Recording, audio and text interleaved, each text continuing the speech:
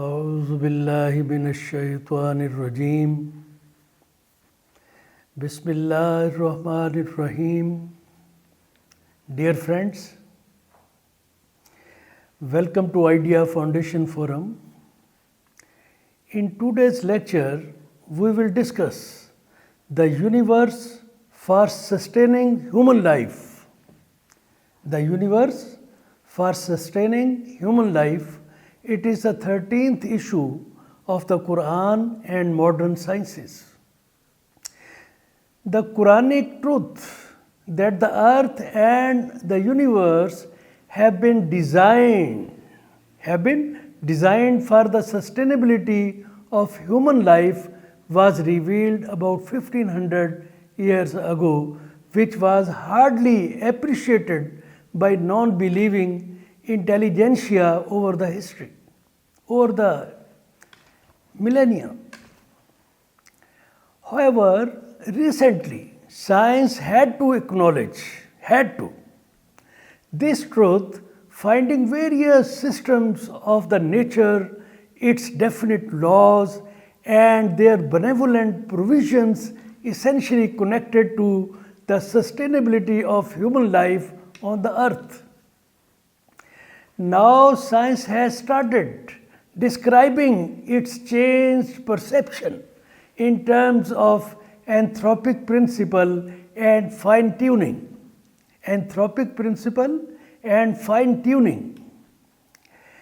Our discussion will cover the Quranic view that the universe was created for sustainability of human life and how science now acknowledges this truth. So, dear friends, discoveries of recent past, not far away, of the recent past have been persuasive vision to the scientific mind to appreciate the truth that the earth and universe have been designed to support human life on the earth as revealed in the Quran. Before going in some details of the Quranic view, we may look into the scientific information in this context first. It will not only let us appreciate compatibility of the information derived from the two different sources, but it will also help us realize great divinity of the Quran that revealed such an enlightened information in the era when it was humanly impossible to get this information. Notice the amazing phenomena of the nature discovered by science.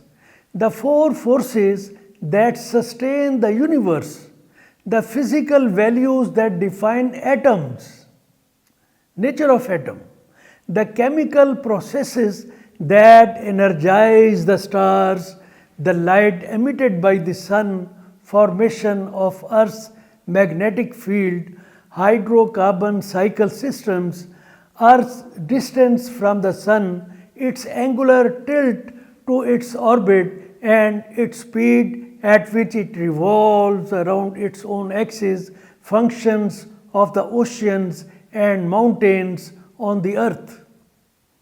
All help sustain human life. These features of the universe manifesting benevolence for the mankind have been titled as anthropic principle and fine-tuning by the scientific people, by the science. Anthropic principle was first proposed just in 1957 by Robert Dicke. It explains why the universe has the fundamental physical constants necessary to accommodate conscious life. Anthropic reasoning leads to the notion that the universe seems to be finely tuned for the existence of life, especially human life. Indeed, this thought process is an obvious acknowledgement of the fact that the universe is not accidental creation. It's not accidental creation, Rather, it's under the divine plan. Rather, it has been purposefully created and precisely designed, ensuring human life to exist and sustain. Since the 1960s, several physicists, including Dr. Carl Giberson, Nick Bostrom, Brandon Carter, John Archibald Wheeler, John D. Barrow, and Frank Tipler have advocated this viewpoint. Generally, now it is generally accepted principle. Maybe certain controversies, but by and large, it is accepted. We may discuss some marvelous instances supporting the anthropic and fine-tuning here. Dear friends, instant formation of the universe as Big Bang, explosion. Big Bang, explosion, speed with which it expanded, and consequential balances that took place manifest indicate that the universe came into existence under a precisely predetermined plan, predetermined divine plan. Paul Davies, a mathematical physicist at Adelaide University, tells the horrible consequences of any deviation from the given universal balances in the world, in the universe. If the rate of expansion that took place following the Big Bang had been just 1 in a billion parts different, the universe could not have come into being. Stephen Hawking, in his book A Brief History of Time, accepts the extraordinary precision in the universe rate of expansion in the words, if the rate of expansion 1 second after the Big Bang had been smaller by even 1 in 100,000 billions parts, yani 1 out of 1 into 1 million parts, the universe would have recollapsed before it ever reached its present size. Modern physics believes that effective working of the universe and of all its elements, from an atom to a star, is obliged to mutual interaction and equilibrium of 4 forces, namely gravity, electromagnetic force, strong nuclear force, and weak nuclear force set by the given values to one another, supporting each other. Michael Denton, a famous molecular biologist, describing the extraordinary equilibrium among these forces, says, had the gravitational force been 1 trillionth, 1 out of 1 trillion times stronger, the universe would have been far smaller and its life far shorter. Conversely, if gravity had been 1 trillion times less powerful, no stars or galaxies would have ever been formed. Had the strong force been slightly weaker, no atom except of hydrogen would have sustained. Had it been slightly stronger in relation to electromagnetism, then an atomic nucleus would have been consisting of only 2 protons, which means there would have been no hydrogen, and the stars, galaxies, and the universe would have been extremely different from the present one. Divinely distribution of celestial bodies and distances among them are essential for existence of life on the earth. Michael Denton, in his book Nature's Destiny, writes that distance between stars in our galaxy is about 30 million miles between the stars. 30 million miles. Had it been a bit less, planetary orbits would have been destabilized. If more, the debris thrown out by a supernova would have been so diffusely distributed that planetary systems like ours would have never been formed.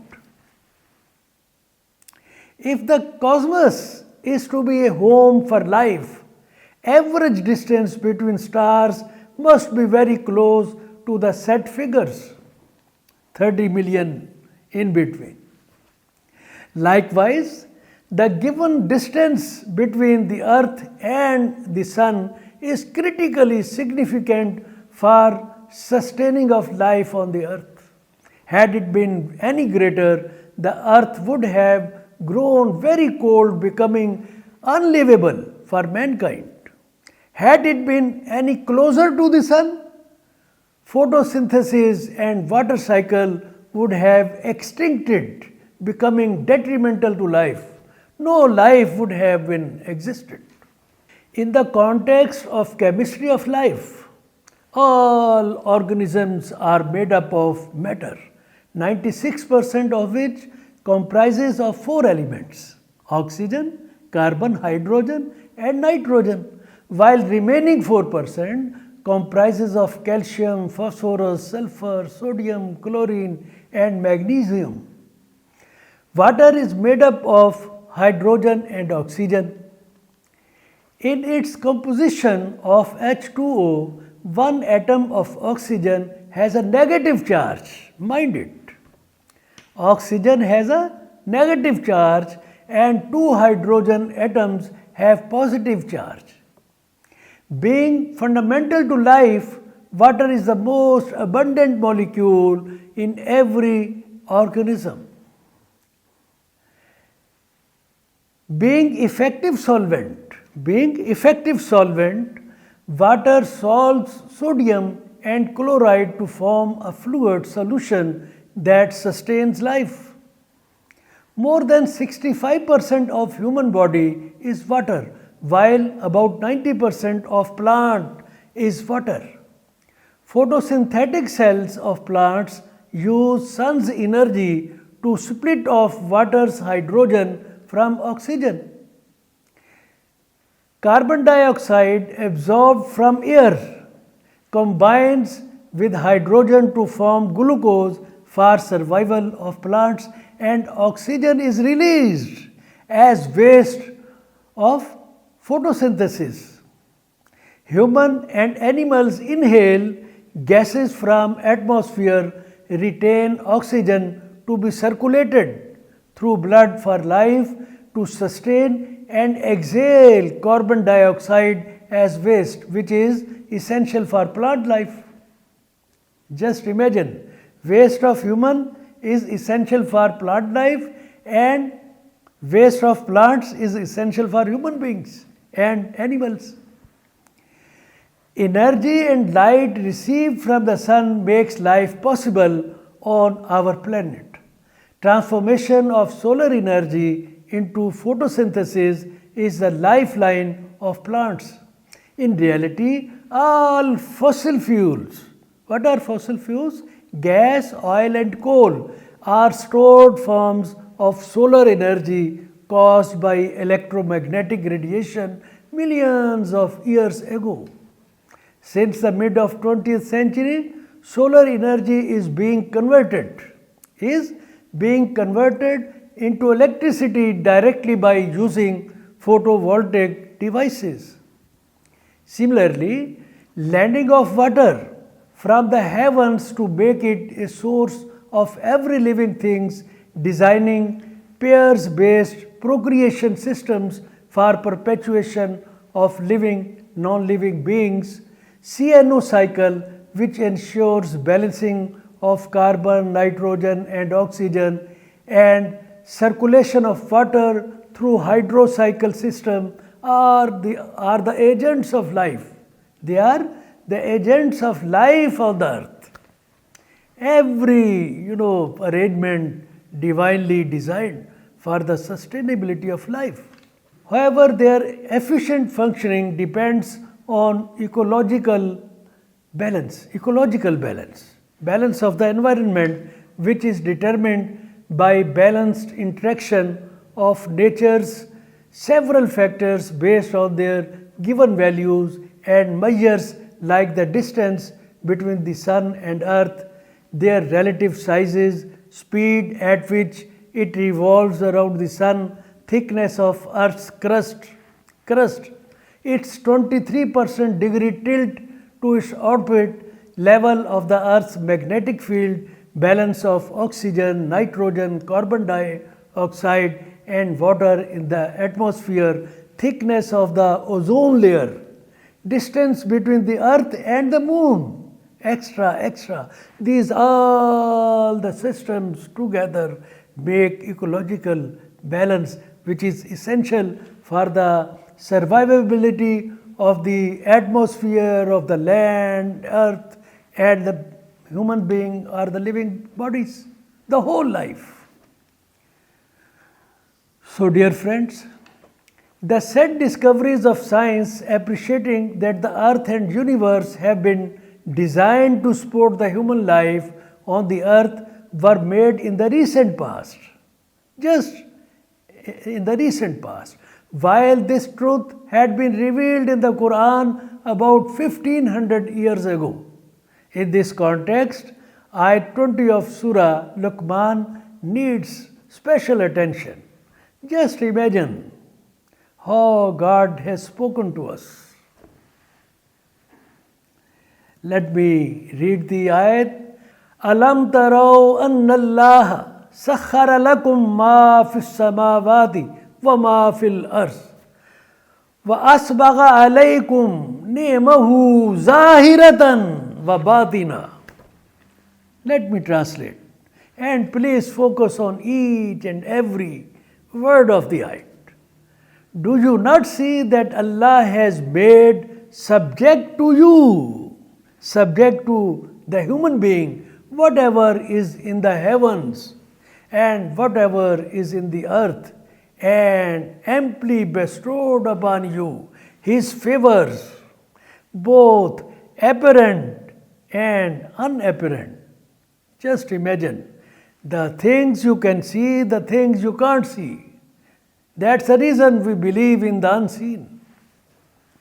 The ayat precisely describes Allah's great trust accorded to the man by making him master of the universe, bestowing him control over everything.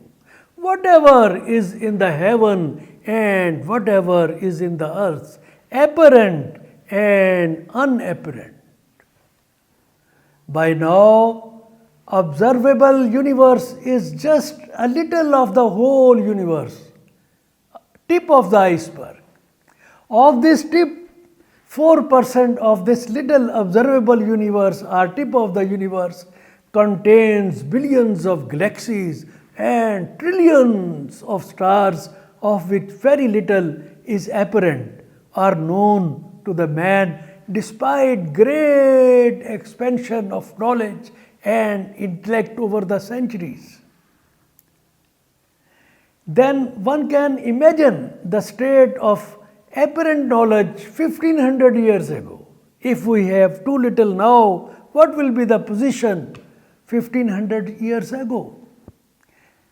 The word batina means unapparent, which indicates unseen realities of the creation and the divine order.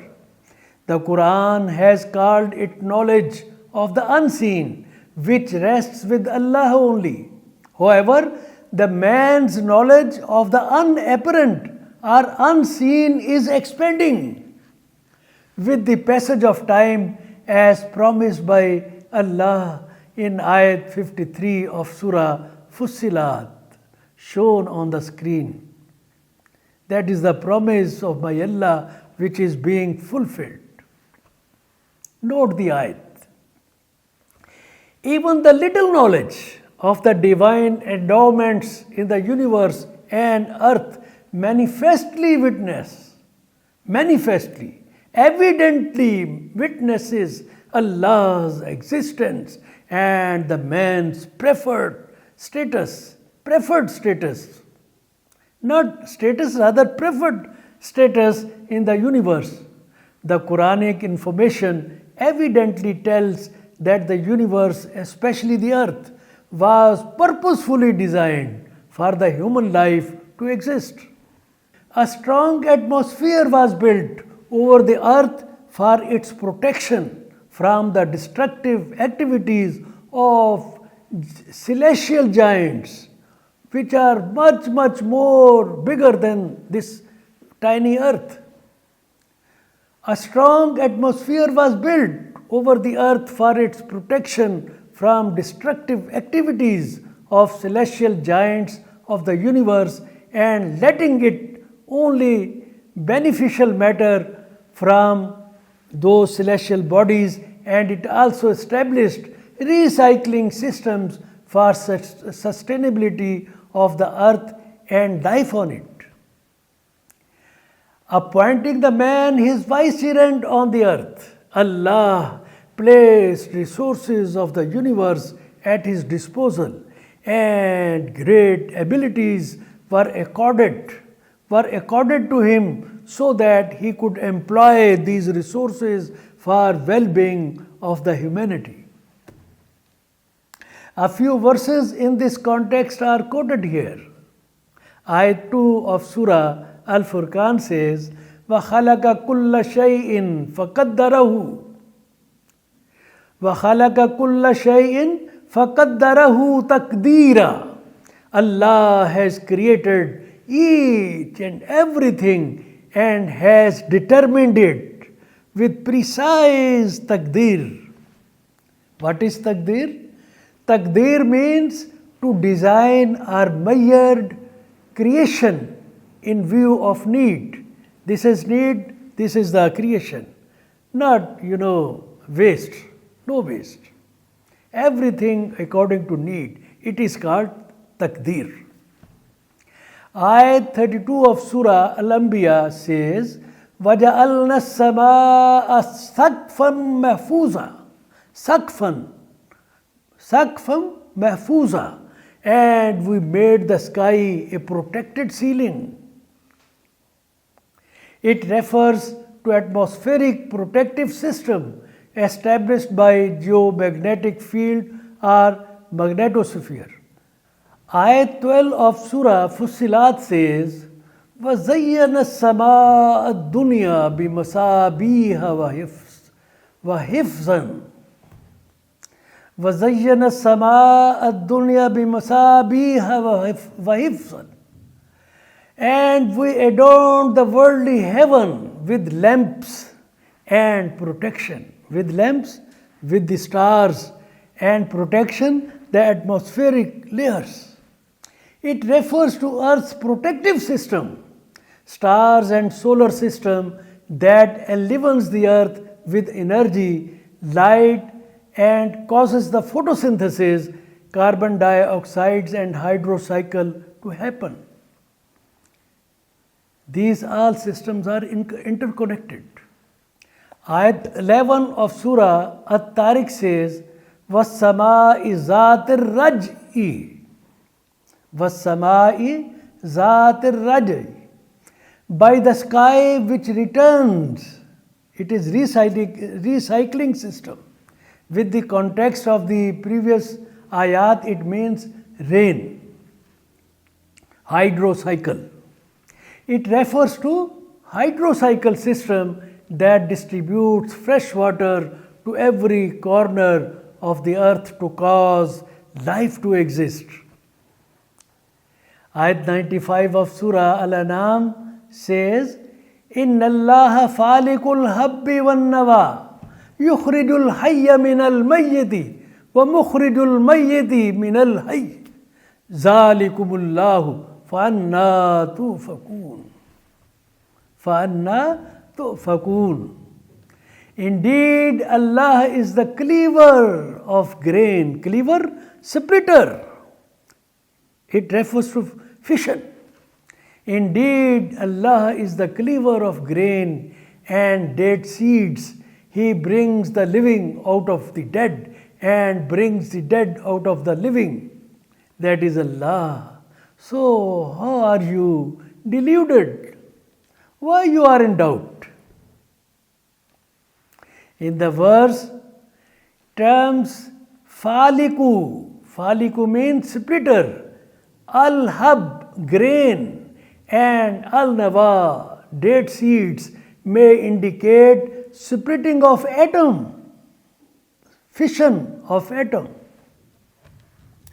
In science terminology, al-nawa means nucleus, center, atomic nucleus. The statement bringing the living out of the dead and bringing the dead out of the living may be interpreted as creation of matter from energy and energy from matter, which may be a clue to nuclear fission. Albert Einstein found in 20th century that matter could be converted into energy, which means that the two are interrelated at the atomic level. Envisioned by the Einstein's theory, his successors started obtaining energy from matter in 1940s by means of nuclear fission. The process of splitting the atomic nucleus, the referred, are indicated in the Qur'anic verse. Thus, the word faliku in ayat 95 of Surah Al-An'am may be a reference to the process of splitting the atom's nucleus or nuclear fission in order to obtain atomic energy. The Quranic revelation may therefore be a precursor of nuclear fission, which could be discovered by science in 20th century. It may also be a clue to happening of Big Bang out of nothing and collapse of a living star or galaxy into a black hole, again into a singularity, and then re-emergence of a new living cosmic entity elsewhere. So, my dear friends, with this we conclude our discussion under lecture 251. For further detail on the subject, please subscribe Idea Foundation YouTube channel to watch videos of previous lectures and join us for the noble cause. Thank you, friends, for participation. Allah Hafiz.